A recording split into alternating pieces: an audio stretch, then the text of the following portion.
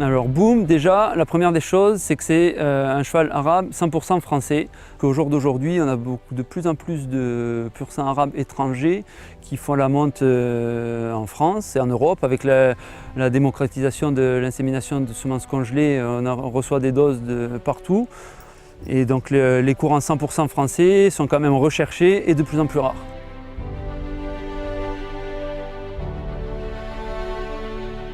Donc son père, Zipi Almori, fils du chef de race Tidjani, et sa mère, Bresse de Gazal, fille du chef de race Kesberoy. Donc voilà, il a les origines qui parlent pour lui.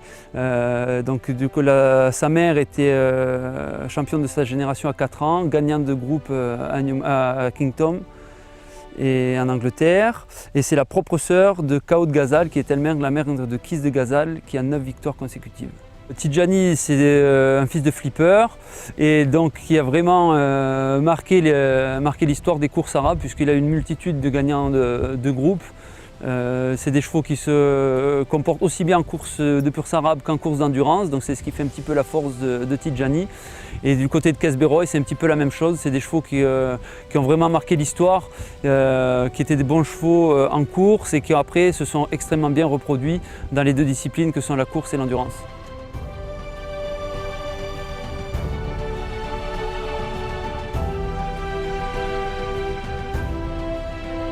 Au niveau tempérament, la mère était extraordinaire.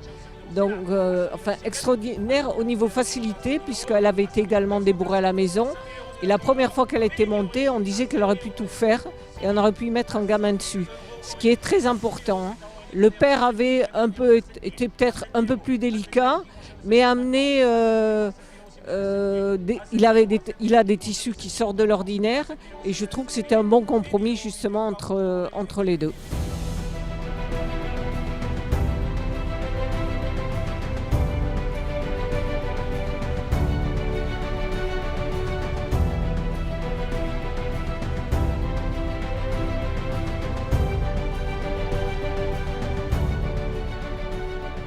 Il est gagnant de groupe 3, il est placé de groupe 1, il est gagnant de groupe 3, donc le prix d'Orman à la thèse sur 1900 mètres.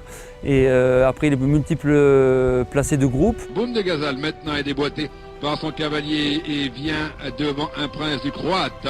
À 400 mètres du poteau, Boom de Gazal qui vient de prendre l'avantage à l'extérieur sur Galib.